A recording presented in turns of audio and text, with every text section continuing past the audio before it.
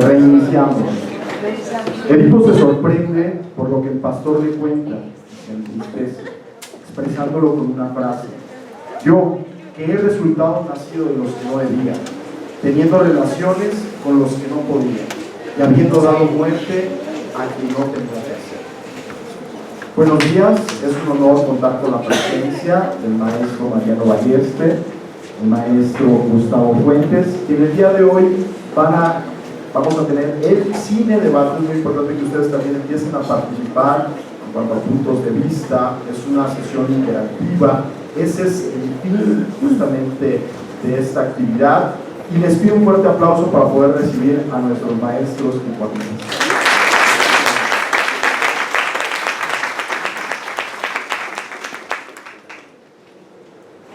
Buenos días, ¿sí me escuchan? Sí. Ok. Bueno, buenos días. Gracias por la invitación a la licenciada Marcela Solís, por la invitación a Mariano para comentar el día de hoy la película de Edipo, pero más que la película, el tema de Edipo es el pretexto para hablar de otras cosas alrededor de todos los temas que están relacionados y se condensan en la cinta de Pasolini. Yo escribí una serie de ideas para pensar un poco acerca de la problemática de Edipo, y a partir de esas ideas, bueno, poder intercambiar puntos de vista con ustedes, con Mariano, sobre la problemática de Edipo, qué quiere decir Edipo, y bueno, a partir de eso me parece que vamos a salir diferentes de como entramos el día de hoy antes de ver la película de Pasolini. Poco tiempo después de hacer la traducción de Edipo y Antígona, Hölderlin se encuentra con su locura. ¿Quién es Hölderlin? Les recomiendo este texto, es sobre Antígona, hay una edición también sobre Edipo, y es una de las traducciones más recomendables acerca de estas tragedias griegas. Hölderlin, el poeta alemán, impulsor de un nuevo romanticismo, contemporáneo de Goethe, alumno de Fichte y Schiller, se pierde en los amargos abismos del delirio. Delirio que lo recluye en su casa el resto de su vida, 37 años. Llama la atención que su destino y condición son similares a los de Edipo. En la segunda parte de la tragedia, queda desterrado de Tebas, destronado y expulsado. Pasolini, el director de cine, no corre mejor suerte. Amenazado de muerte en varias ocasiones, es golpeado de manera brutal por 3 hombres. Para terminar el homicidio, basan su coche por encima del cuerpo herido del cineasta, quien pierde la vida en noviembre de 1975. La obra cinematográfica de Pasolini es un condensado de las pasiones humanas. El incesto en Edipo, el deseo homicida que habita en una mujer para quitar la vida que ella misma ha dado en Medea, y el circuito sadomasoquista en Saló o los 120 días en Sodoma. Haberse atrevido a exhibir en cine las pasiones humanas fue su delito, que pagó con su vida. Todos sabemos que otro hombre que se atrevió a hablar de las pasiones humanas fue Freud. Sus obras fueron quemadas por los nazis. Es cierto que por el simple hecho de ser judío, pero el que no es nazi ha visto a Freud como pansexualista, misógino y falocentrista, y no se guarda ningún tipo de crítica a su obra, aun y cuando nunca lo haya leído. El psicoanálisis es atacado a la menor provocación, como algo viejo, obsoleto y decadente. Por no ser 100% efectivo y no curar a todos los pacientes. Yo me pregunto, ¿cómo es que algo inoperante, caduco y no científico despierta tanta pasión? Tengo una sospecha y creo que tiene que ver con el tema que nos ocupa hoy, la pasión por los padres. ¿Por qué las pasiones humanas despiertan tanta violencia? Incluso el mismo Freud, que piensa la pulsión de muerte como la única pulsión humana, es un poco ingenuo cuando dice que en la Edad Media lo habrían quemado a él y no a sus libros. Lo que ya no supo es que sus hermanas murieron en un campo de concentración. Así que no me extrañaría que alguien de ustedes se pusiera violento hoy aquí, de lo que Mariano y yo vamos a hablar, ¿no? Porque es un tema que despierta muchas pasiones. Y bueno, vamos a hablar de estas pasiones que son las más intensas, ¿no?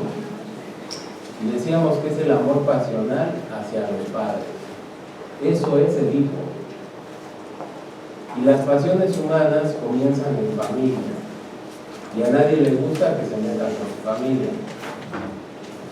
Vamos a relajar un poco las cosas ahí para pensar en una familia no presente aquí. Veamos el árbol genealógico del rey Cadmo y su mujer Armonía, de cuya descendencia aparecerán todos los personajes de la tragedia. Y aquí pueden ver en la diapositiva cómo el matrimonio de la unión del rey Cadmo y Armonía tienen 7 hijos, y de esos 7 hijos, ¿sí son 7? No, son 6.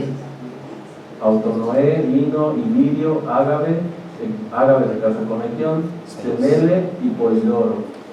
Pero es particularmente de Ágave de donde va a ascender Yocasta, hija de Meneceo. Meneceo tiene a Creonte y a Yocasta, pero ellos vienen de Ágave, hijo del rey Cadmo y Armonía. Ágave es hermano de Polidoro, y de ahí Polidoro va a tener a Labdaco y Labdaco va a tener a Layo. Labdaco va a fallecer cuando Layo tiene 2 o 3 años, y Layo es encargado a un matrimonio que tiene un hijo, y Layo va a abusar sexualmente de este hijo y por eso va a ser castigado, y el castigo es sobre la descendencia de la familia de Layo, pero principalmente el castigo es que será muerto por su propio hijo, y entonces de ahí se va a desencadenar el resto de la tragedia. Pasolini muestra al final de la película a Edipo, acompañado por Ángelo. Sin embargo, en la tragedia de Sófocles, el que acompaña a Edipo en su destierro es Antígona, hija y hermana de Edipo. Ambos son hijos de Yocasta, solo que el padre de Antígona es Edipo. El incesto rompe con las estructuras elementales del parentesco que permiten la organización humana en grupos familiares. Ese orden es el que se destroza con la consumación del incesto. Es por eso que la prohibición del incesto es algo del orden humano, que permite acceder a la cultura y abandonar el orden natural. Al menos la antropología así lo demuestra con los trabajos de Claude Lévi-Strauss en la década de los 50 del siglo pasado. No sé a ustedes, pero por lo menos a mí me llama la atención la omisión por parte de Pasolini, ¿no? Donde sustituye a Antígona por Ángelo, porque a lo largo de su filmografía no realiza ninguna cinta sobre Antígona. Hace una sobre Medea, la mujer que en venganza por la infidelidad y abandono de su marido mata a sus hijos, pero no de Antígona. Y cuando tiene la oportunidad de mostrarla, nos pone en su película a un muchacho que toca la flauta. Cuando en la playa de Ostia, Italia, los asesinos de Pasolini lo golpeaban, le gritaban maricón, sucio, comunista. Pensemos un poco en la omisión de Pasolini, la hija de Edipo y Yocasta. Ella es importante porque nos puede ayudar a pensar sobre el Edipo femenino, ese que se quedó para Freud como un continente negro. Antígona ilumina las tinieblas en las que se detuvo Freud para pensar sobre el Edipo femenino, esbozos de ideas sobre la constitución psíquica de la mujer. Edipo femenino, Antígona, la hija que cuida del padre. Antígona no puede escapar a la condición trágica de las mujeres de su estirpe, pertenecientes a una familia donde las mujeres se quedan viviendo sin hombres, abandonadas por todos. Las estructuras de parentesco propias de la familia las condenan a no encontrar jamás su lugar, como no fuera bajo el signo de la locura y el asesinato. De aquí se derivó el funesto destino que atrapó al sexo femenino de los Dalmácidas, la familia de Edipo, de una generación a otra hasta su extinción por falta de descendencia. Que aquí lo podemos ver. Polinices se va a pelear a muerte con Eteocles, los dos fallecen. Antígona también se suicida ante el castigo de Creonte, que se queda como rey de Tebas, y Eismene no tiene descendencia, y ahí termina la familia de Edipo. Lo mismo ocurre en la novela de 100 años de soledad de García Márquez, donde la historia comienza con un incesto y concluye con la extinción de la familia de los Gandía por la vía de la repetición de otro incesto. Decíamos hace un momento que Hölderlin queda desterrado del mundo. Evidentemente no fue por la traducción de las tragedias de Sófocles. Este es solo uno de los acontecimientos que le quitan la cadena de la cordura. Como se dice en México, se le zafó la cadena. En palabras técnicas, es cuando sucede el quiebre psicótico de Hölderlin. Pero, ¿qué se necesita para que se te zafe la cadena? ¿Qué es lo que queda zafado cuando la psicosis se hace evidente? Esa pregunta a la que Lacan le dio muchas vueltas. ¿Qué se necesita para ser psicótico?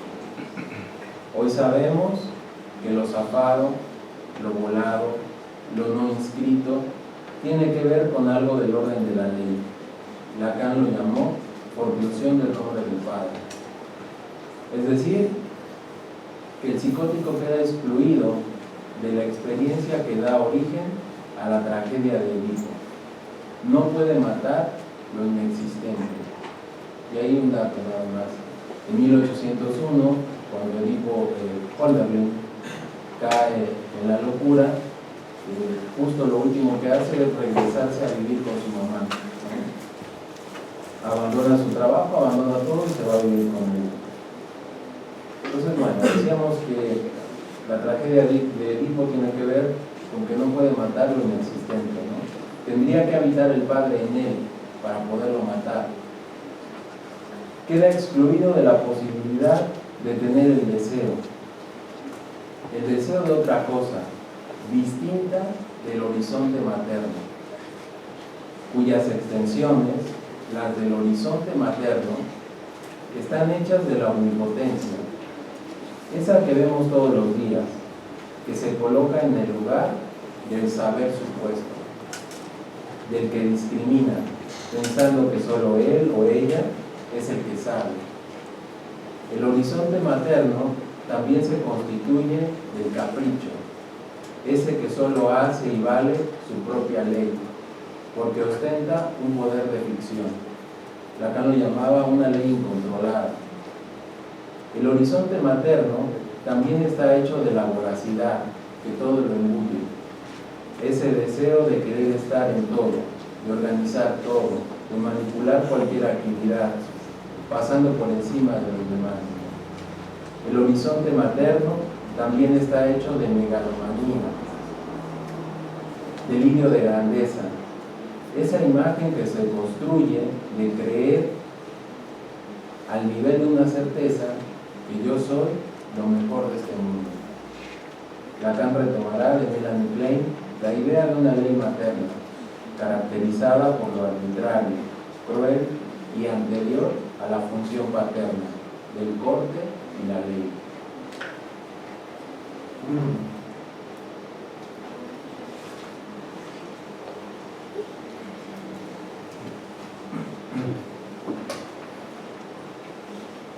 Llamó mi atención también que los autores de la traducción al español de Antígona y Edipo resaltaran ese dato, el de la locura de Hölderlin.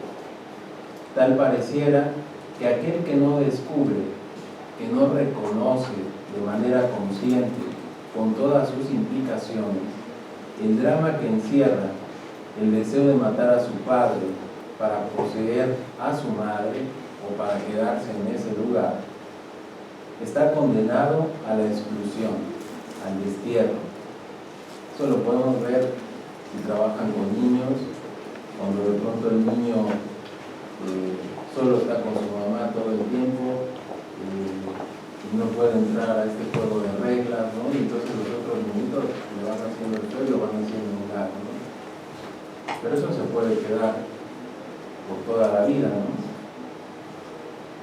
Pasolini lo deja entrever cuando la película pasa del tiempo antiguo y concluye en la época moderna, ¿no?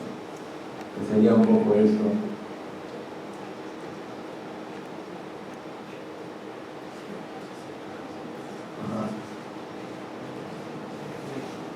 ¿No? Porque no sé si les llama la atención eso, que al final de la película, ¿no?, todo transcurre en la era antigua y de pronto ya estamos ahí seguramente en Italia, no lo sé.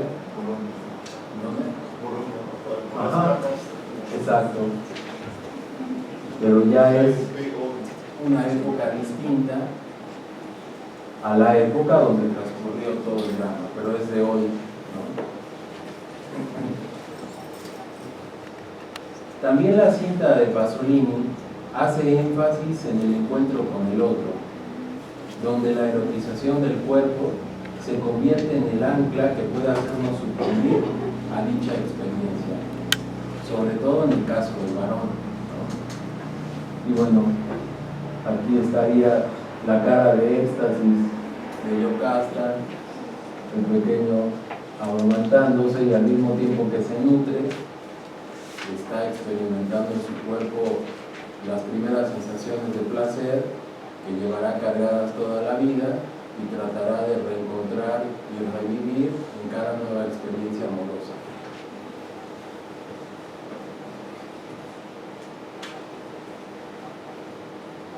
La tragedia de Edipo es un drama de hoy, que cada uno lo vive en su singularidad, sin saberlo, pero padeciendo sus efectos, viviendo la exclusión de la vida que quiere para sí mismo. Esa vida que desea se le escapa. En el mejor de los casos está su búsqueda, excluido de lo placentero, como el bebé Edipo y su exclusión de la escena amorosa de los padres, ¿no? Que sería la siguiente, como queda excluido de esta incomodidad del padre, ¿no?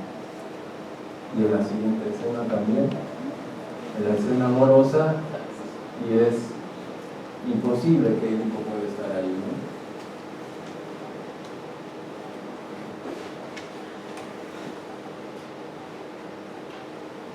Ajá.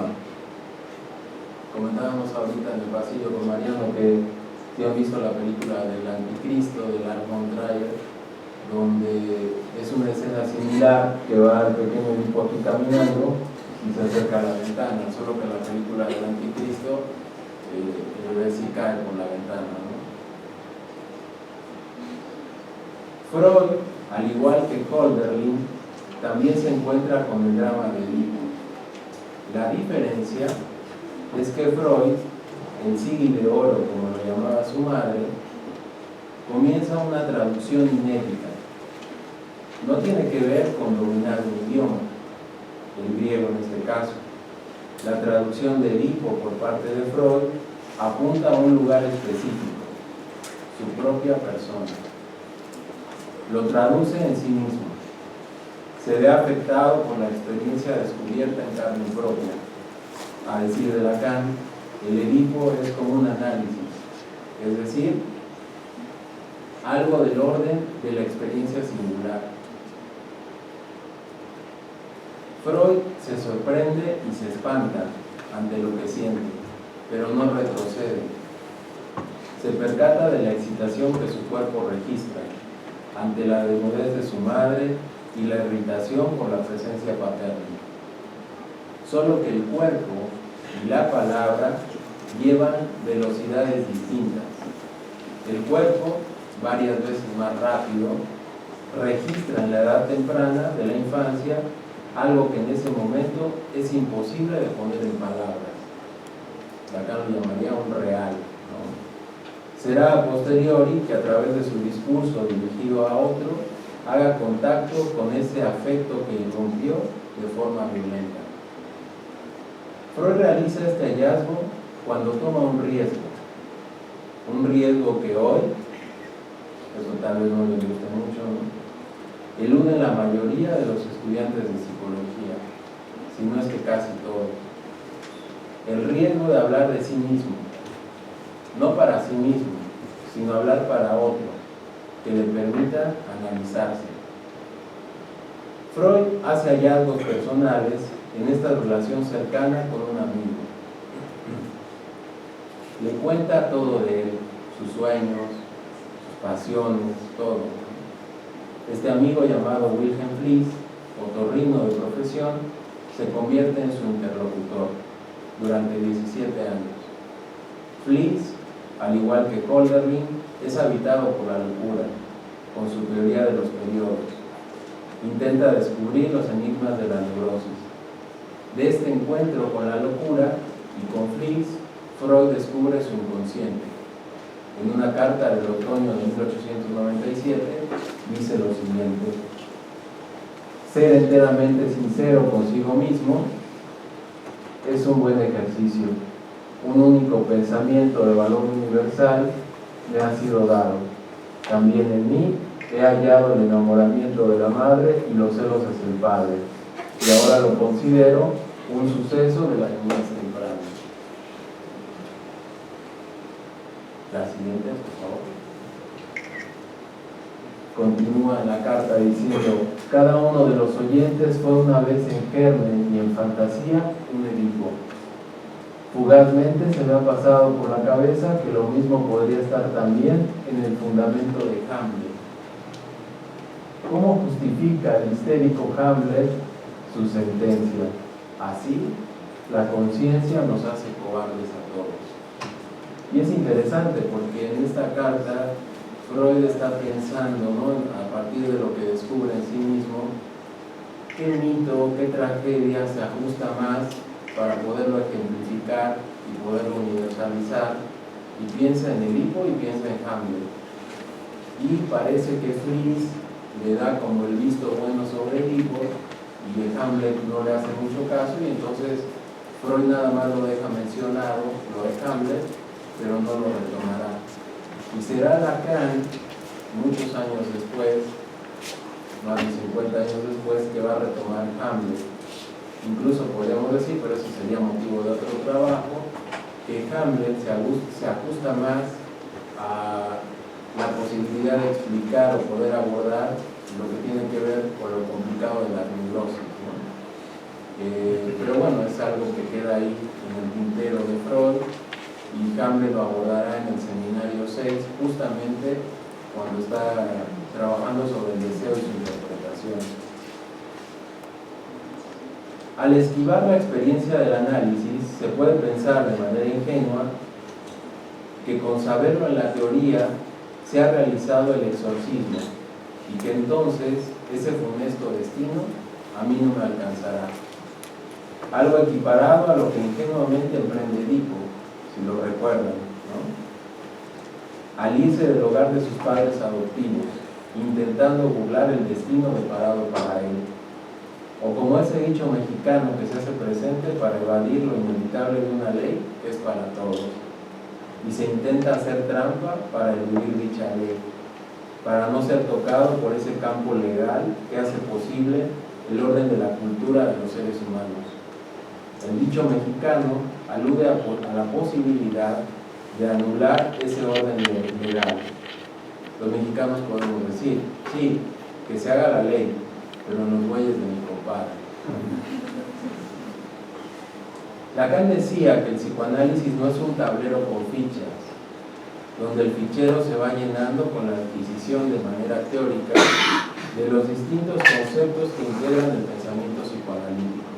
Edipo, superyo, idea del yo, pecho bueno, pecho malo, y que una vez que se tiene el fichero completo, se cree también de manera ilusoria que ya se es psicoanalista. El punto de partida de Freud para la construcción del psicoanálisis es el Edipo, pero no como concepto, sino como experiencia.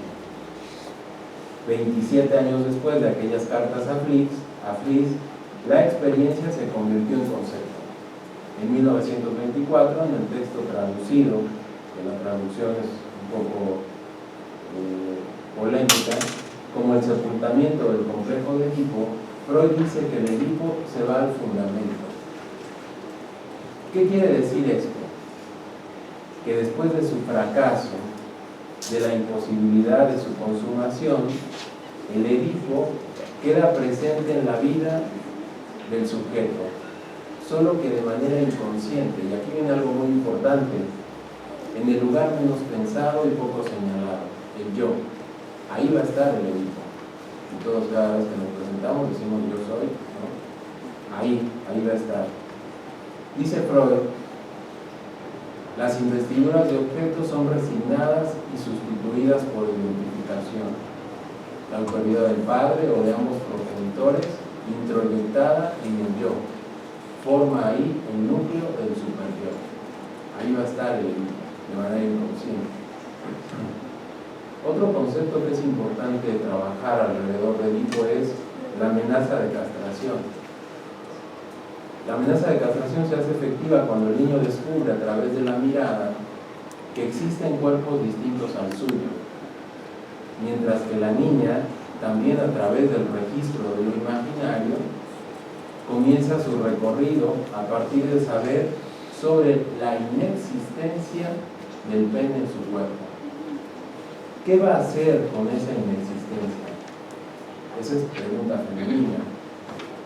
Mientras que el varón tendrá que resolver al revés. ¿Qué va a hacer con lo que tiene? Y además, angustiarse porque lo puede perder. Regresando a la cinta de Pasolini, Edipo no puede creer lo que le ha dicho Tiresias, que él es el asesino que ha ocasionado tantas desgracias en Tebas, que es hijo y amante de su madre. Es también la mirada la que desencadena los acontecimientos. Solo al ver el cuerpo de Yocasta colgando, ese cuerpo que fue suyo y que nunca más volverá a tener, ese cuerpo colgante viene a certificar la prueba definitiva de su culpabilidad. ¿Sí? Pero es a través de la mirada, ¿no?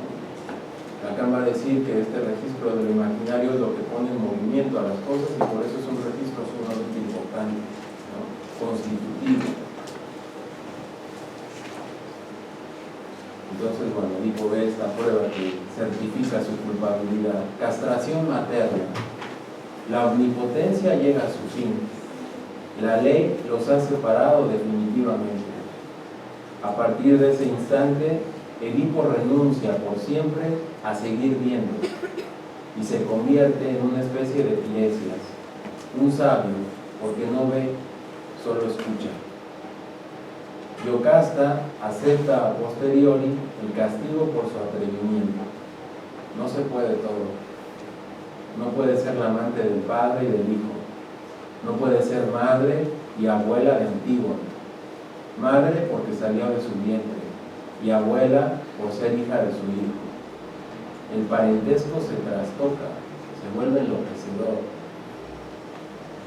Se vuelve condición para ambos sexos renunciar a ese cuerpo materno, cuerpo productor de placer, cuerpo que representa la posición de la omnipotencia, del pretender engullirse todo. Nuestro idioma es muy gráfico cuando se habla de alguien que sigue prendado de ese cuerpo y se dice, es muy mamón, ¿no? O es muy mamón, ¿no? Expresión metafórica del seguir pegado al seno materno, ¿no? Desde donde pretende hacer a un lado las normas y vivir bajo su propia ley, una ley torcida, porque se convierte en juez y parte, que elabora juicios sin dar lugar a la palabra del otro, sin reconocer su propia castración. Si esa renuncia no acontece, el sujeto quedará excluido de la experiencia de elaborar juicios, donde pueda incluir algo más que solo el mundo materno. Con la aceptación de la castración materna, que es más angustiante que la propia, quedamos excluidos de la ficción de las certezas y las garantías. Quiere decir esto, es un poco como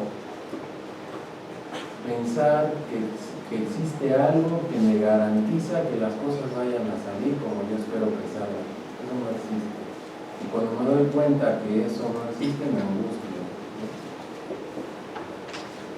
Al haberse desprendido del deseo del otro, que en este caso sería el destino, somos habitados por nuestro propio deseo, el deseo de otra cosa, distinta de lo introyectado parental, de otra cosa que no sea un deseo incestuoso, que solo genera malestar y funestos destinos. Las tragedias griegas muestran lo implacable del destino, un destino que cumple su voluntad. Me parece que el inconsciente opera de la misma manera, ejecuta un designio de lo que ya está inscrito. El analista es una especie de Tiresias, que cuando habla genera incomodidad. Tiresias es el único que sabe ver el alcance de las erróneas decisiones humanas, y el único que sabe lo implacable e ineludible que es ese destino que alcanza inexorable al hombre mortal. Edipo no quería escucharlo, lo trata violentamente, soporte y plataforma de enunciación de verdades singulares. Tiresias se vuelve un personaje incómodo, junto con la disciplina que desempeña, el psicoanálisis. Nada más para comenzar. No sé si quieren hacer una pregunta una vez o... Bueno, vamos a ver un poquito qué es fundamental, ¿no? Esta parte de como comentábamos hace rato, ¿no? ¿Qué pasa en una película donde no sale el capitán América? Es una película que no se les ha hecho densa, o sea, es una película que tiene un ritmo, ¿no? Ya no sea un discurso pesado, no estamos acostumbrados, ¿sí se escucha? Ya este tipo de tiempo, ¿no? Estamos acostumbrados a que haya acción cada 3 segundos, ¿no? Entonces cuesta trabajo ver, y es un poco a lo que voy, ¿no? Qué hay dentro del discurso y qué habría detrás del discurso, ¿no? Por eso esta cuestión de tipo cine, oráculo y enigma, y me retomo un poco, vamos un poco al pasado, donde por ejemplo Bonocremi en su libro también se llama, ¿no? Dioses, extraños y monstruos, dice que estas son las 3 figuras fundamentales en las que el ser humano, ¿no?, intentó encontrarle un sentido a su vida. Entonces, para poder comprender, ¿no?, justificar todo esto de volcanes, ¿no?, los relámpagos y tal, pues había que inventar a los dioses. Después estaban de los extraños, en este caso los forasteros, para poder dividir el yo del tú, ¿no? Y finalmente los monstruos. El monstruo, justamente el chivo expiatorio, aquel al que todo aquello que no nos gusta se lo vamos a proyectar. Y ahí justamente creo que parte esto de la película y sobre todo la figura de Edipo considerado a través de, pues ahora sí que de los siglos, como un monstruo en realidad, ¿no? Esta persona que cometió, ¿no?, el peor de los crímenes, ¿no?, de los grandes tabús que sostienen a la civilización, que es el parricidio y el incesto. Entonces, voy a tratar de rescatar un poquito la figura de Edipo, y vamos a ver si logramos en ese sentido. Bueno, René Girard, justamente hablando del chivo expiatorio, que él se dedica a todo esto, nos dice, ¿no?, que surgen 4 puntos fundamentales del mito en ese sentido, ¿no?, del chivo, ¿no? Salen los mitos, las prohibiciones y los rituales, y de aquí, si vemos, ¿no?, en la película y en el mismo mito, esto surge por una peste, ¿no? Las 2 veces hay una peste. Uno llega hasta la primera peste, cuando vence a la esfinge, y después, al tener relaciones con su madre, vuelve otra peste, y entonces el oráculo, vemos un poco la cuestión del oráculo, dice que hay que castigar al culpable, ¿no? Entonces, justamente lo dice ahí, siempre hay una parte, una violencia que rompe, por lo general, ¿no?, algo que afecta el orden fundamental de un pueblo, y entonces se busca cuál es la víctima. Por lo general, pues va a ser aquella persona que acaba de llegar, que es extraña, o que padece de alguna discapacidad, ¿no?, física o mental, es automáticamente que se toma, ¿no?, como chivo expiatorio. Ahí está, se le convierte en un criminal, después se le va a sacrificar, se va a hacer un ritual, y después a lo mejor se le convierte en un héroe. De ahí va a salir justamente el mito. Y el mito va a ser eso que hoy le llamamos de diferentes formas, ¿no?, cuentos, justamente las películas, ¿no?, la pintura, todo tipo de expresión artística. En el fondo está el mito es la historia, ¿no?, más arcaica, por decirlo de alguna forma, y así como nos dice hoy Walter Eficiente de la comunicación, necesitamos de historias para ir conformando nuestra vida, pues el mito está ahí adentro. Necesitamos de los mitos para poderlos entender, ¿no?, digamos, en este mundo. Ahora, habría que ver, ¿no?, aquí, ¿qué entendemos por mito?